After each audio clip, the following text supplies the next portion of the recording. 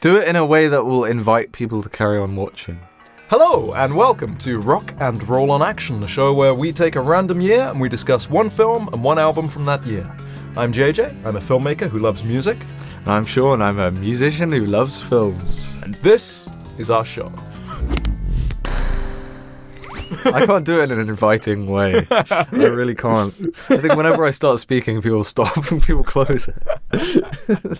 Okay, so here in the UK, we're 1 year into Maggie Thatcher's 11-year reign over the country. Stanley Kubrick is shining at the box office, and the Empire is indeed striking back. That's right, it's 1980. And we're going to be looking at a little film by some director no one's ever heard of called David Lynch. Yeah. We're going to be looking at The Elephant Man as our film today. And you may ask yourself, what is our album of the day? And you may tell yourself that it is Remain in Light by the Talking Heads. Never heard of it. No, I didn't listen to it. No, I did. I did listen to it because that's the show. We listen to the things and we talk about them. That's the whole thing. So. We do. Are you excited to talk about these ones? Oh, yeah. Yeah. Yes, this is going to be our best episode, I think. Yeah? I've got a really good feeling about this. Yeah. Let's get on to the film then. The Elephant Man. David Lynch. So, David Lynch is not the Elephant Man, we should be clear. No, he directed this piece, you see. He was a famous director. He's dead. So he'd done one film? He'd done one before feature at the time, a lot of shorts and art school stuff. But Eraserhead was the only film that he'd done so far. Yeah. And we've already spoken about the influence that had on George Lucas, and that he wanted him to do Return of the Jedi. Not because he loved Elephant Man, which is what you'd assume, because this was nominated for 8 Oscars, although it didn't win any. But it was also responsible for them starting the makeup Oscar. I saw that. Yeah, which wasn't a thing before, which is crazy. But it didn't win, because they hadn't invented it didn't exist. Yeah. And this is a sort of his first mainstream, if you want, film. I think that people think of it as, alongside Straight Story and maybe Dune, the sort of least Lynchian of David Lynch's films. Which, I don't know, it's pretty Lynchy in places, right? Yeah. This is my second watch. In my head, there was maybe one shot that was Lynchian, but no, the beginning's very Lynchian, the middle's very Lynchian, the end's very Lynchian. It's Lynchian. It is. Yeah, it opens with this crazy... It's like a dream. Yeah, and it's the Elephant Man, John Merrick, played by John Hurt in this film. His mum at the start, in this kind of black void being trampled by elephants. And it's a terrifying way to start what is essentially quite a nice film. Yes, yeah. But if you don't know the plot to the Elephant, you do, but the people might not know. There was this guy called the Elephant Man in real life in the 1800s. Well, that wasn't his real name. Yeah, no, his mother was an elephant. She sired an Elephant Man. Yeah. Joseph Merrick, actually, though in the film he's called John Merrick. I don't know why they changed that. I could never find that out. But he's got this thing, I believe, called Proteus syndrome, which is a very rare thing. I think there's 120 people in the world with it. It's a pretty intense thing to live with, because I think you grow tumors. Yeah. But I don't know, he had your whole body. He had problems with his bones. His spine, he had bronchitis, he had all sorts. Yeah. But his brain was intact. His brain was intact and his genitals were unaffected, as we learn in this film. They mentioned that specifically, It causes deformities in the body and the bones, and particularly on the face, in the case of John Merrick. Yeah. And so people were terrified of him, and he was in a freak show, because they were all the rage at the time. And the film opens at the circus with him in a freak show, and his act is being shut down and moved along, because too scary. Because freaks are freaks, that's fine. No one objects to freaks, but this is monsters. Says the cop who's shutting it down. Yeah. And Creeves, what's his name? And Dr. Treves, played by our Lord Sir Anthony Hopkins. The late the great Anthony Hopkins, who is great in this film. Oh, he's wonderful. We'll come back to talking more about his performance, but I love him in this. He's just there. I don't know why. He's there. I think at the time, Victorian doctors, there was a lot of glory in finding essentially freaks, people with strange deformities, and investigating them and learning about anatomy and the human body. And it was a good way of getting funding, because it was very sort of sensational. Yeah. And so he finds John Merrick, and he pays his keeper, Mr. Bites, to let him give a lecture on his body. But after getting back to the circus late, Bites beats up John. Yeah. And then calls Dr. Treves to try and fix him up because he thinks that he might die. At which point, Treves just takes him and gives him a permanent room at the London hospital. Yeah. Which is all true. This is really what happened, and everyone was terrified of him at the start. But they soon discovered that he's not an animal. He's a human being, as the famous line goes. And he was actually very intellectual, loved poetry, loved reading, eventually became a sort of society man and became a kind of hip thing to do to go and visit him if you were someone around town. And without giving too much away, he dies. Well, no, it's a life story. The way they introduce him in the film, it's very slow. You just see glimpses of him at first. And even then, he doesn't talk for a very long time. And this is based on real life and photographs from the time.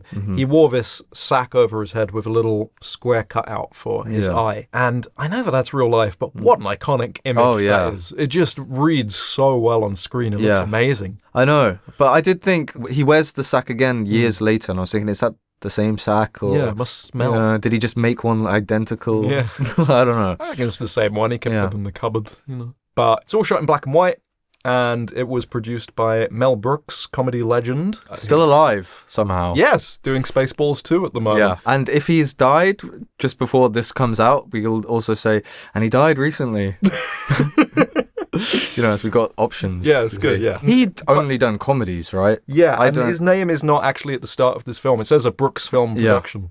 But even though he is a producer and was instrumental in this film getting made, he doesn't have a credit at the start because he didn't want people to think it was going to be a comedy. I always assumed it was, Lynch's idea to make this film, but it wasn't. It was very much Mel Brooks, right? It had already been written. Yeah, it had been written by a couple that had gone to Jonathan Sanger, who was the other producer on this. And then he was struggling, and they were going around to studios and stuff. There's a few different narratives at play. David Lynch says that he was there from the start, and he was going around with Jonathan Sanger trying to get it sold. But according to Jonathan Sanger, he was going around, and then Mel Brooks came on, and then they got David Lynch involved. So the exact timeline is a little unclear. That's what I'd heard, is that David Lynch, someone recommended him to Mel Brooks, and then he saw Eraserhead, and he was like, because David Lynch was trying to get a different film made at the time, but he couldn't get anyone interested. So he said, all right, fine, I'll direct someone else's script. And then his agent had 4 scripts, and the first one was The Elephant Man. And he said, I don't need to hear the other 3. I want to make that film. Yeah. And he did, and he made it very, very well. And it was his idea for it to be black and white, I think. This film would not be elevated by being in colour. It wouldn't work at all. No. They said that it was mostly just because of the makeup. But it's like, it needs to look like, those old photos of... Yeah, but it does, it just feels like you've really stepped into Victorian London. Yeah. Production design is pristine. The streets feel so alive. And there's so many of those little details, steam and fog in the street, the gas, and crowds, the gas, and just, it is expressive in the way that Lynch is, but it also feels entirely historically accurate. It was Stuart Craig who did the production design, and this was his first film as production designer. Yeah. So I guess he just wanted to make a statement, but he really did, and it's incredible. It feels so lived in, and the black and white, I think, just makes you not question it. There's no falseness to it, it just feels real. And I've got this issue now with modern films where everyone can shoot in color, and so they do, like it's the default. And I don't think that color should be the default unless you're going to use it properly. And black and white is such a good training ground for your first films, especially when you can't control everything. They were shooting in mostly real locations. A lot of the locations they were shooting in ended up getting destroyed about a year later. And so at the hospital. None of these period accurate sort of places exist anymore. But the fact that now everyone's just like, well, it's color because that's real life or whatever, but there's no interesting use of it. If you look at the directors that trained on black and white, when they switched to color, they use color. I think Kubrick. Bergman's best films are his black and white films. But when he uses color, look at Cries and Whispers, the use of red in that film is so purposeful. Kurosawa as well. Look at Run. It's like one of the most incredible looking, beautiful color films. And, we were talking last week about Gone with the Wind and Wizard of Oz and Ben-Hur, and all of these directors who worked with black and white and then were given color used it as a new storytelling tool rather than just the default. Like, they could have shot this in color. It would have been less awkward. But it's a bold statement At the time, Yeah. because everything was in color. I mean, when did Young Frankenstein come out? A couple of years before. That was Mel Brooks as well. Yeah. Yeah. And he'd really had to fight for that. Because Yeah. the studio, when he didn't tell them that he was doing it in black and white, and then when they saw it, they were like, what the hell have you done? Yeah. No other films were in black and white. Maybe some like really low budget Russian films or something. I don't know. Yeah. It's a very bold statement to not use color. And I guess he learned from Young Frankenstein, look, I got away with it then. I can do it again. And Eraserhead is obviously black and white. Of course, yeah, true. When did that come out? 77? Yeah. I feel like with black and white, you can get away with gore and unpleasant imagery, though. Well, Tarantino talked about it as well in Kill Bill, right? That he just had to make the Crazy 88 sequence black and white because then he could get away with all of the gore. Yeah. He said the studio don't have a problem with blood, they have a problem with the color red. Yeah. Did you ever see like Jack the Ripper's the photos of his like murdered victims? God, it's horrible. But like if they're in color, it'd be way worse, you know. They said that it was because of the makeup that they did black and white. And I assumed incorrectly that it was like Some Like It Hot, where they had to make it black and white because the makeup on them had started going green under the lights. But it wasn't that. If you look at the color photos, it looks completely real. It sells completely. It was just because they said that what we find grotesque in color can sometimes translate as beauty in black and white. And they didn't want the audience to be terrified of the Elephant Man, I suppose. They wanted you to see his humanity and see the beauty in him. Yeah. Which you do. I mean, this is a film that does that incredibly, largely due to John Hurt's performance. Yeah. But as much as John Hurt's performance in this is incredible, it's very easy to overlook him because he is behind the makeup, you know. And the fact that he's able to express and show humanity through all of that is marvelous. He has this complete sincerity and sweetness to the part, which I think is so important. I was thinking, I can't imagine anyone else doing it, to be honest. I've seen this 3 times, I think, and I've never been able to see him in it, even in the eyes. He just absolutely disappears into the character and is John Merrick for the 2 hours. I think it would be quite easy to do that, though, when you're covered in makeup, you know. Well, yeah, but you know what I mean. Like, it's a completely egoless performance. Yes, I agree. But I think that does make it easy to overlook, and I always am astounded by Anthony Hopkins in this film. I just think he's always so much more human than I remember. Every character is in this, even John Gielgud as Car Gom, the governor of the London hospital. Yeah. Really human. Mother's Head as well, played by Wendy Hiller. Every single character has a stance at the start that they take with John Merrick, and then they all come around to liking him and are all charmed by him. And there's no great depth or message to the film really beyond just maybe don't have a go at people because they've got a big head. Yeah. But it feels but it feels really affecting because of the performances and because I mean the casting in this is perfect. Yeah. Every single character, even just by their faces, you know exactly who the character is as soon as they step on screen because they're cast visually so perfectly. And then they all deliver their lines perfectly as well. Everyone's multifaceted in this apart from the Cockney guy. What's his name? Michael Elphick is the actor. Yeah. He's just the night porter. Right. He's like your typical villain. He is Cockney one of the most villain. detestable humans in any film, I think. You know, so he basically realizes he can make some money from this and he will take people for a fee up to see John Merrick and sort of terrorize him, you know. You remember the first shot that he's in? It's the camera is static and it's just a hallway in the hospital. Yeah. And he walks towards camera going in and out of light until he stops with the shot ending up as a close-up on his face. And you just immediately know this guy matters. Yes. And Michael Elphick is also the poacher in With Nail and I. Oh. And they're immediately terrified of him in that as well. There's just something about this guy's face, bless him, that is just... He's a villain. He just can't play your mate next door. Yeah, He's just got that look about him. And everyone in this has the right look for their character, so you just immediately know. Apart from the Elephant Man, it was very unclear who he was. I didn't know why that character was important, you know. But just to return briefly to Anthony Hopkins, there's one line in particular that he delivers when he's teaching John Merrick to speak. Turns out he can speak, but he thinks he's teaching him to speak. And he can't quite say his name right. He says on Eric instead of John Merrick. Yeah. And Anthony Hopkins says, no, John, that's very good. Say John Merrick, he starts just criticizing him and telling him what to do better, and then he stops himself and he sort of acknowledges what he's done right and then goes back in. And there's just something about the way he stumbles over that line that feels so natural. Yes, yeah. And there's just nothing scripty about it. You just absolutely believe you're watching a conversation. I think he has a couple of slightly dramatic moments, you know, like there's that scene where he's sitting in this dark room and there's an illuminated weeping statue behind him.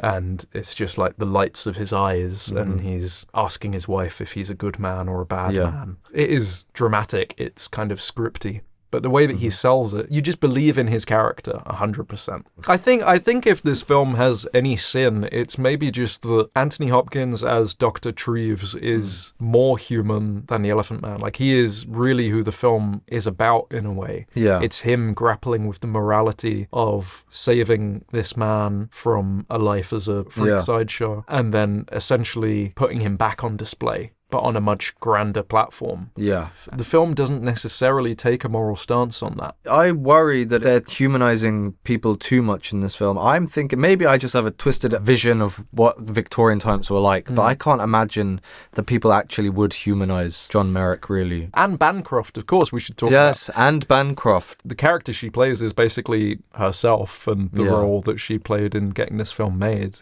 Yeah. Because she just fell in love with the script the same way that her character, who's a famous actress in theatre in the film, just falls in love with the idea of John Merrick in some way.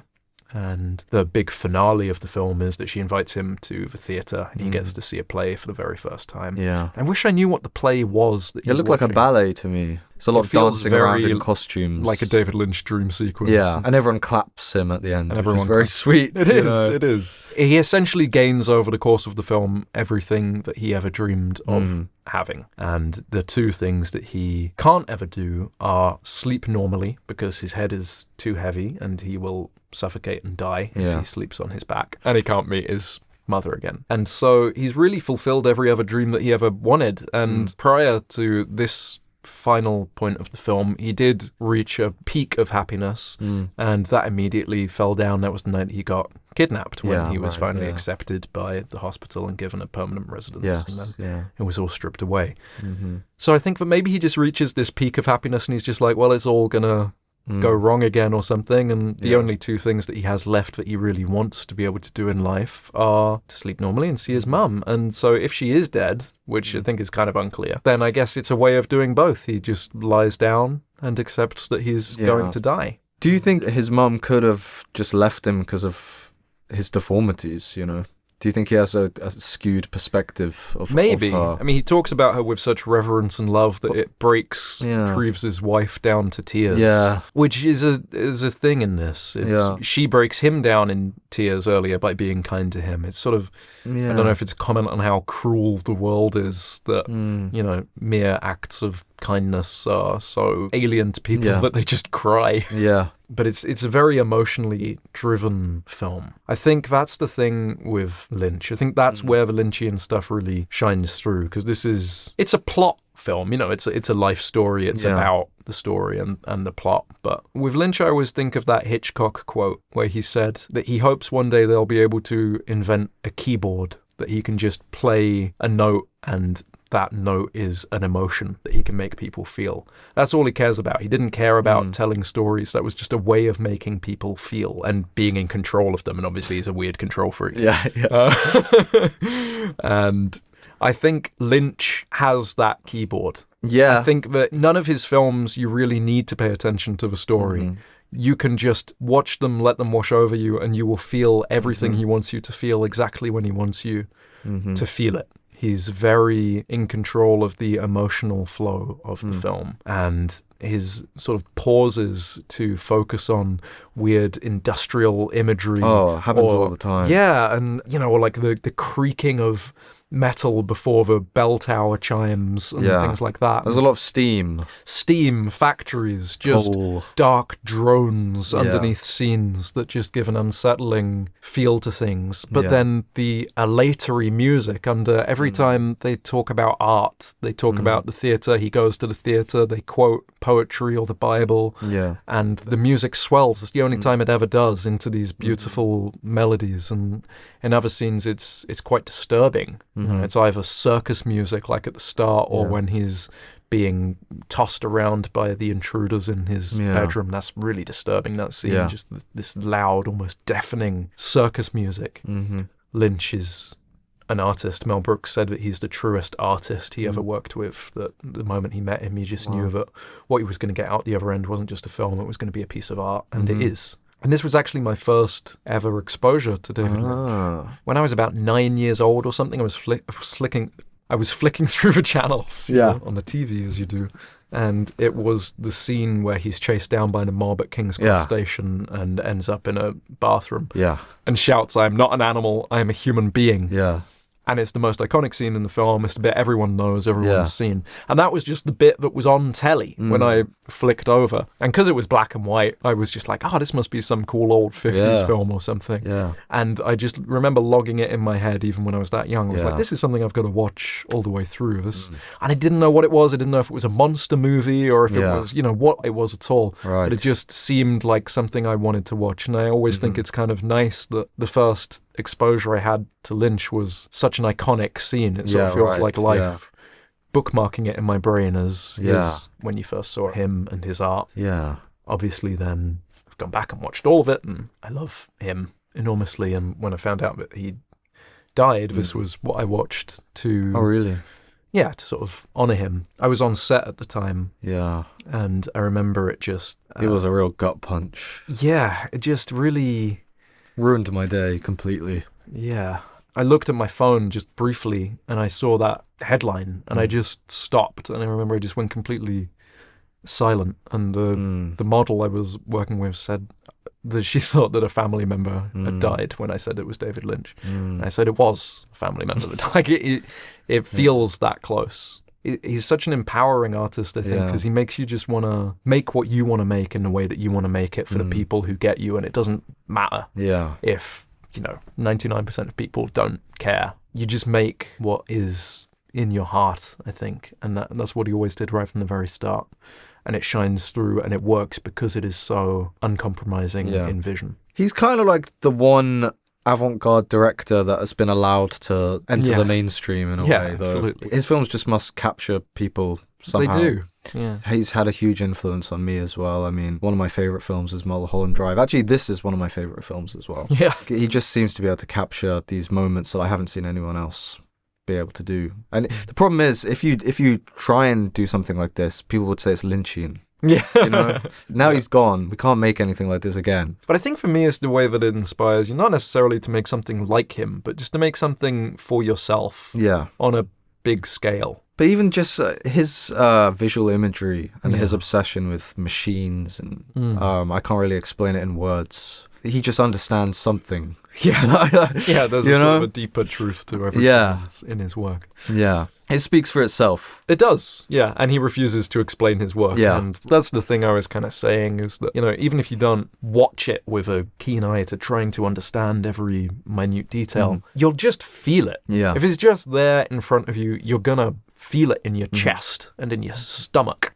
It's a physical experience watching a Lynch film. That's what this does have. Even though it is one of the less Lynchian ones, it still has that feeling. It still moves you physically. Yes, I think.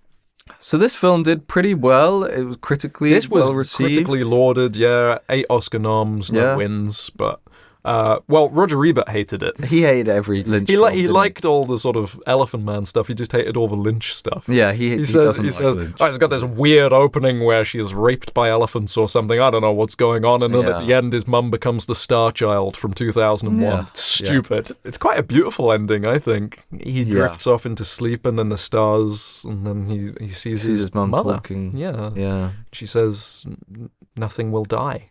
Which really is how I feel about Lynch.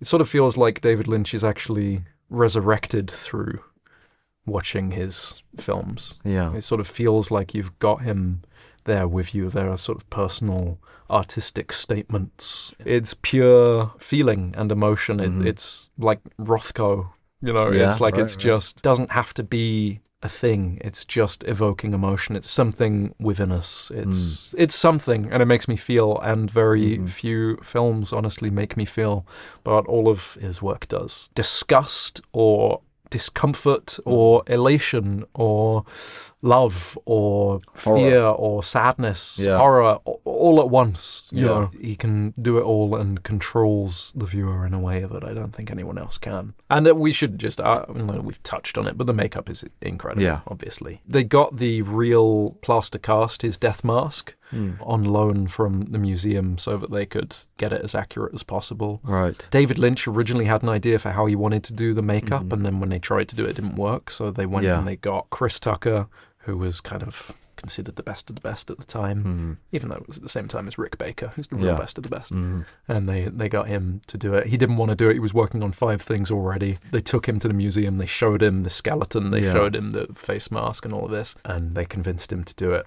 And when they got the death mask, apparently, it still had his real hairs in it from when they'd cast it and they'd been pulled out. But it looks great. He looks great. The performance is incredible. The black and white is beautiful. So what would you rate it, Susan? For me, this is a 9 out of 10. I agree. I'd give it a 9. The first time I watched it, I thought it's one of my favorite films. I don't know if it is the second time. I don't think you can say something's your favorite film if you've only seen it once. I don't even know if it's my favorite Lynch film, but no one else could have made this. So yeah, no, it's true. It's true. And I'm glad no one else did, even though they're now remaking it. Well, I hope it's as good as the Ben-Hur remake, I hope the War of the Worlds Which guys Ben-Hur do remake? Well, should we talk about the album? No. Okay. Bye. Just kidding. So you chose the album this week. Yeah, I did, John. Had you ever listened to it at all, or? No. No. All right, okay, fair enough. No, I hadn't. And to be honest with you, I don't really listen to the Talking Heads very much. I'm similar. I'd listened to it once. It's one of the first albums I ever got on vinyl. It's over there. Who are these people? It's, I think, their most iconic album. At least their most iconic album cover. I think it's their big classic album. Because it's got Once in a Lifetime on it, which is the one that everybody knows. Yeah. So I put it on thinking, great, let's get into Talking Heads. And I listened to it once and never again. Yeah. Until this. I really struggled with this album for the first few listens, even for this. Really? But I really did at the time. I know you're the same. I don't really love listening to best of compilations. Yeah. But Talking Heads are a band that I always just put on the best of Talking Heads. I struggle with the albums. The albums. But for this, I listened to Fear of Music, the album they did right before, and Speaking in Tongues. Speaking in Tongues, the album they did. After 3 years after, because their first 4 albums, this is their 4th album, were released consecutive years. It was 77, 78, 79, and then 80. This, which is crazy. And then Speaking in Tongues was 83. No wonder they were annoyed with each other, because they must have just spent all day, every day with one another. And it was a real rush job, You can tell it's bad. Well, I mean, you say that. They finished recording this in August of 1980. It came out in October of 1980. It's kind of crazy, that sort of turnaround now is impossible. I mean, it's produced by Brian Eno. It is. He's quite a fast worker. He doesn't like just farting around. He just wants to get it done. Well, that's interesting, because it sounds like the process they went through for making this album was essentially farting around until they got to something. Yeah. So Brian Eno wasn't going to return for this album. He'd done 2 albums with them already, and he'd done a solo album with David Byrne, the singer. So he was like, I'm done. And then he heard what they were working on, and he said, actually, sounds kind of cool. So for a little bit of context for this album, the band were on a sort of unofficial hiatus, or as hiatus as you can be, given that they released an album just a year before this. So Tina and Chris were a couple, and they'd gone off to the Bahamas to just sort of record some stuff and get away from the band a little bit, because they weren't enjoying David Byrne in particular at the time. There were a lot of clashing egos, specifically his clashing ego. They were sort of considering maybe leaving the band. They did eventually do their own side project, actually. It was around this time, wasn't it? Yeah. 80 or 81. Yeah. Then the rest of the band ended up coming out and joining them. And they recorded most of this at Compass Point Studios in the Bahamas. They did then go back to New York and record some stuff at Sigma Sound. That's where some of the more funky production elements were recorded, because this was much more just about capturing grooves. This was the first time they hadn't written songs around lyrics. They'd written lyrics around the songs, right? Yeah. Is it right that they would just jam and then they'd listen back and then go, that bit is really good, let's do that over and over again? Yeah, over and over again. Like they just, which I love, that they'd just find like some magic moment that would happen when they were jamming and just go, okay, we'll use that. But then they would actually replay it. They didn't, they didn't loop it like you probably would these days. Yeah. They actually just played it over and over again. Yeah. They said that Brian Eno turned them into human samplers. Yeah. That was a very unusual way of doing things back then. I mean... Well, it still is now. Still is, It is still, to this day, a very unique album. Absolutely. It's not like this came out and now all of a sudden there's a million things that sound like it. It sounded like the future then, and it kind of still does. There's not really... It's not dated. Yeah. It's not using overused effects, or like looping might be overused in the 90s or something like that. And it doesn't have that many, synths or anything like that were just coming in the 80s. Because it draws its inspiration from all over the world, right? Yeah. So it takes a lot of inspiration from Afrobeat stuff. Yeah. And there's funk, and there's early days hip-hop inspirations in there. There's all sorts. And it all comes together in this strange amalgamation of... just music. I mean, it kind of... It's just music. I don't know how else to describe this stuff. It's such a crap thing to say, but it's true. Like, it's not... Some of these I wouldn't even necessarily call songs, but they're more than just jams. They're just grooves. Yeah, they're grooves. Yeah, exactly, Yeah. It just is remaining light. It's a soundscape, in a way. Yeah. This album would be quite uncommercial if it wasn't so... danceable. The beats are so repetitive, but the songs themselves are not typical verse chorus sort of affairs. They are catchy though. They are. Let's do a tracklist moment. Bloody give it to us. It's a tracklist moment. We got Born Under Punches. The Heat Goes On. And the heat goes on. And then we got Cross-Eyed and Painless. Yes. Cross-Eyed and Painless. And that's the one with the hip-hop bit. Yeah. Then we got The Great Curve. That was the first single. Roll off the stone. I thought they were saying Roll Off the Stone. That is the one for me that just drags on too long. I love that. But it's also got my favourite bit as well. Yeah. The guitar solo at the end of The Great Curve is my favourite sound in the whole album. Yes. But it comes way too late. But I'm checked out by then, and it's like, really? Hang on. You don't like this song? I just find it too repetitive. So say. Yeah, it's good. It's all good stuff. It's just too much of one thing. Okay. Side A is only 3 songs, which is weird because they're not that long. They're like 5 minutes each. Yeah, Great Maybe Curve a bit is 6.5. Then we got Once in a Lifetime, Houses in Motion, Seen and Not Seen, Listening Wind, and The Overload. The Overload is a cool sounding song. It is. To me, that's maybe my least favourite one. It sounds like Joy Division to me. Like it sounds like they're just doing a parody of a Joy Division song. I don't know. Well, this is the same year as Closer, Joy Division's last album. Yeah. Would have also been a good one to do. All right. But we're doing this. Yeah. It's great. I wanted to do it. It is great.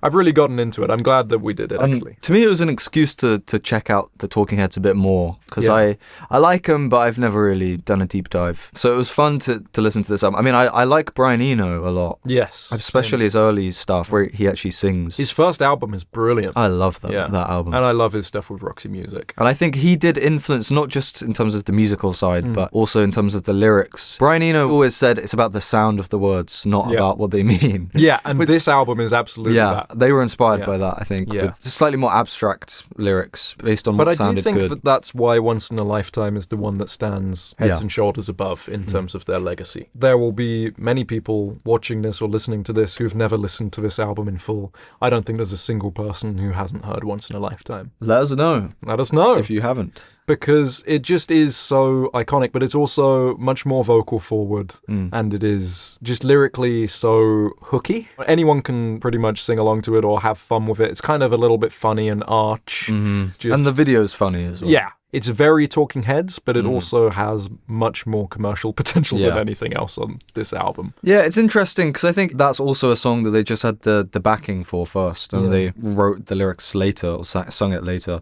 It could have been rubbish. Yeah. I don't think I would have heard that backing track and be like, oh yeah, that's a hit. You know? But somehow they added this, like, he's like talking like a evangelist or something. He's not even singing, he's just like shouting. Yeah. But somehow it works, and it's catchy. It is. I don't know how. And it's what they're still to this day most known for. Yeah. I mean, that and Psycho Killer. Was Once in a Lifetime a hit at the time? No, it wasn't. Didn't even break the top 100, I don't think. It did in the UK, though, I think. That was one of the few hits they had in the UK. But they were more famous for Take Me to the River, which is a cover of Al Green. That was their big hit in the US anyway. Yeah. They were big at the start just on the CBGB scene, right? Yeah. They moved out to New York from Rhode Island, which is where they were art students. They met at art school. They moved out to New York, and CBGB, if you don't know, was this kind of club. It was kind of the center of the punk movement. And they'd opened for the Ramones. And their first gig was an opening to the Ramones. So it was very kind of cultish, and you could be massive in that scene and be super iconic without necessarily breaking the mainstream. And that's where they were really up until, I guess, Take Me to the River. This was a big drop-off in sales. They kept growing, and then this was like...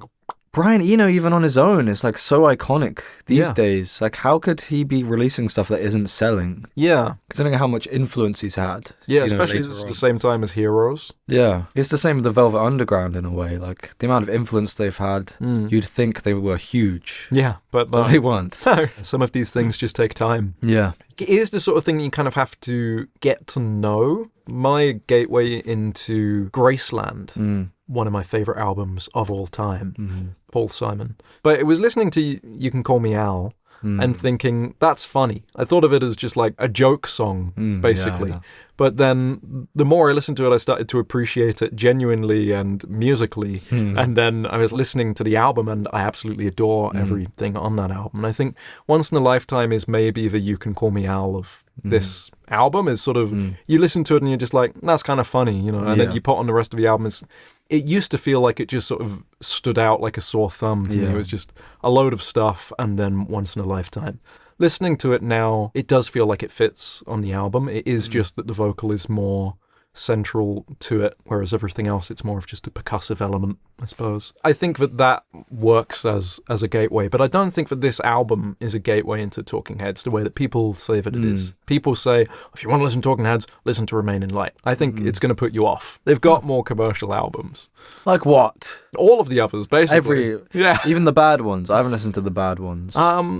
Even the bad ones have good stuff on. People slag off the album that Road to Nowhere is on, and that's a great song. Yeah. I listened to this probably 6 or 7 times for this podcast. Honestly, like the first 4 or 5 times, I was just sort of like, oh God, it's still going. I've always thought of Talking Heads as much as I've enjoyed them, and I do really enjoy the stuff that I really enjoy a lot, but I've always thought they're a band that write brilliant 2.5-3 minute songs that just happen to go on for 5.5 minutes, you know?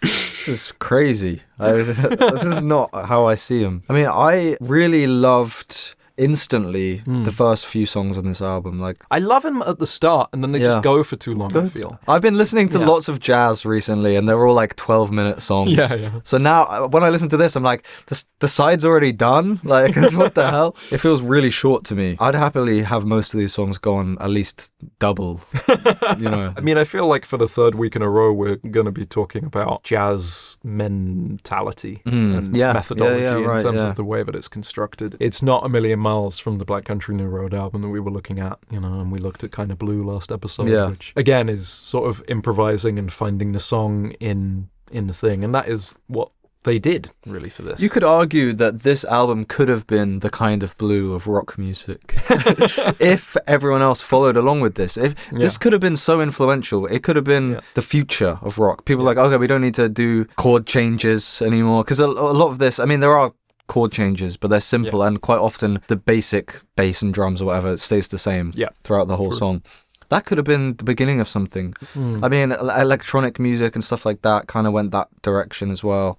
But I don't know if it influenced that. I don't know if it had as big an impact on rock as it did on things like that. Yeah, I suppose, yeah. And it's all the world influence as well, you know. A lot of bands in the 70s and the 60s were taking stuff from India. From India, from Turkish music or whatever. Yeah. But this is more like, instead of just taking the instruments or the scales or whatever, it's like we're going to take... The mentality. The mentality. It's not just the rhythms either. I mean, they were inspired by African polyrhythms and stuff for the...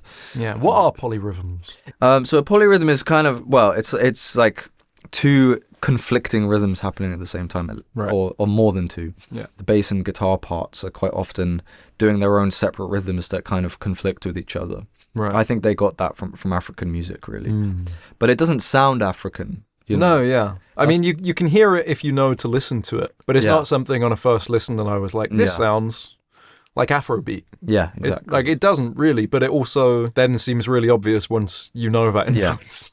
Yeah. I read someone said that they don't change chords at all, but they do. But that's from African music as well, I think. And you wouldn't notice listening to these songs if someone said, "Oh, the chords don't change." Yeah, like, it feels they must do. Constantly in motion. Yeah, like houses. And and it is in motion. Like the melodies moving around. I think they do change chords in like the harmonies and stuff like that, but it's sort of implied, really. So there's often like droning bass parts, things like that. It's quite unusual for the time. It's an exciting listen. Very exciting. You're never bored unless it's been going on for too long doing the same thing. Which it doesn't, ever. There's just a couple of songs I'm sort of like, the last minute could probably have been cut out. I really love the first side. I think those three songs, Born Under Punches, Cross-Eyed and Painless, The Great Curve, are all great. I've really grown to love them. But I think my issue was the running order on the first few listens. Okay. I think because all of those songs repeat so much, or they have long outros, which are, 2 or 3 minute long outros sometimes, it kind of makes them all feel like the last song on an album. And so having them all be the first 3 songs, they kind of almost all feel like either intro or outro tracks. And Once in a Lifetime, the start of side 2, feels like the album has finally actually started. But then it's just downhill after that, in my opinion. It is. After Once in a Lifetime, I don't care. A House's Motion's all right. Listening Winds. A House's Motion is... It's nice. I mean, Listening Winds a nice song. I really like Listening Winds. But to me, it's boring feels compared like to it could be from Graceland. Yeah, I see that. Yeah. But it's boring, okay? The other songs are great, right? Listening Wind going into the overload. What are you doing? You're slumping towards the finish line. Like, what are you doing? It's just like the Sam Cooke album that we looked at in that Good News. I hate that people do that. Side and you've got a slow side. I probably didn't say it in the show. I wish they wouldn't do that. I don't want to end on a slow note. I want to end on something upbeat. If I had this on vinyl, which I don't, I would just listen to side A, to be honest, over and over. I really, really like side A. Yeah. But then you'd lose Once in a Lifetime. That is the strongest song on the album, right? Yes, yeah. It's not just because it's the one that we all know. Yeah, but I've heard that song enough. Yeah. I don't need to hear it again. I even felt like that when I was listening to it for this. I was like, I don't need to, I can skip Once in a Lifetime. I didn't, but But did you like this on a first listen, or is this something that you've... I really liked the first track immediately. It's a great start. I think I started to really love The Great Curve. Yeah. More, and that's now my favorite song. Okay, wow. I don't know why. It's just such an infectious beat, It's so good. There's like weird, like backing vocals that are out of time, polyrhythms, really cool harmonies as well. I love that sort of thing. Yeah. It's funny how well everything comes together and amalgamates, given how at each other's throats the band apparently were, and apparently were for pretty much their whole career.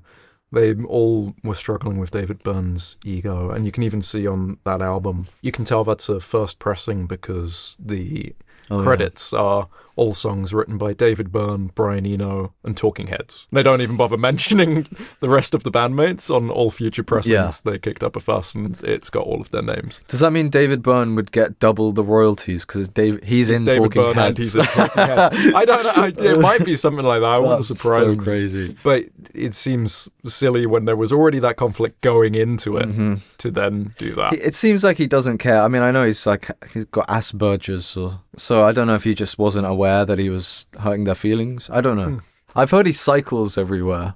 Okay. He lives in New York and he just cycles around. He doesn't have a car. So people will just see him like, oh, I just saw David Byrne cycling past. That's great. Yeah. I like that. Isn't that cool? That is cool. It's nice to be looking at two pieces this episode that are spearheaded by these sort of eccentric auteurs, If I had my way, everything would be by an auteur, That's all I want. That's all I want in this world, It's crazy I think that there are similarities between David's Lynch and Byrne this week, to be honest. Yeah, I agree. Everyone says David Byrne does like anxious music, paranoid. Yeah, buried something edgy about underneath the grooviness. There's like something darker, maybe you could say. I see the similarity. What do you prefer? The Talking Heads' Remain in Light, or David Lynch's The Elephant Man? They're both just as good as each other. I can't answer that. Okay. And I wish people would stop asking me that. I think it's tough. I mean, well, it's not tough for me. I prefer The Elephant Man. Yeah. But I think it's difficult because The Elephant Man is great, but Remain in Light feels more important, I guess, as a piece of art, maybe. I don't know. It feels like it carries more weight and has maybe affected more people. Maybe that's silly. Maybe it's just because we've got distance from... But The Elephant Man carries weight as well. I mean, it's Carl Pilkington's favourite film, isn't it? Yes. He's got good taste. He has. I love Kes as well. Yeah. I'd love to do that on the show. Well, but that's his other favourite film. And on that note, I guess we should probably choose next episode's year of the week. So I've put in the years, 1950 to 2026. Great year, by the way. This year. Are you excited for anything coming out this year? The Oppenheimer. Yeah. The Odyssey, I meant. Yeah. Are you excited for it? No, I wouldn't say I'm excited. I'm not excited for anything at all coming out. I'm intrigued by it. I'm intrigued by Digger, but there's nothing I'm actually excited about. No, but I haven't been excited about anything in years. Not since I got COVID. Let's hope we don't get 2026 then. Let's see what we get. Did I press it? You did. 1986. Of course it's the 80s again. Nothing came out in 1986. It was a fallow year. It was a fallow year. That's right. Well, if you want to let us know what you want to see us discuss for 1986, you can leave a comment below. You can send us a message on our socials. They're just there, or they're in the description if you're listening to this and you're not looking at it. Other than that, I guess just give us a like. Give us a like. Give us a like, it helps. Give us a subscribe. Hit the bell notification. I can't imagine that you've sat through all of this, but if you are still here and you haven't liked it or subscribed, what are you bloody doing? And we made some great episodes. We really did. We really had some of the best episodes. One of my favorites, the last one. Yeah. Kind of Blue and Ben-Hur. Yeah, it's there on screen. Yeah. You can click on it. Maybe do. Anyway, bye, I suppose. We're going to go fishing, aren't we? We're going to go fishing. Yeah. See ya.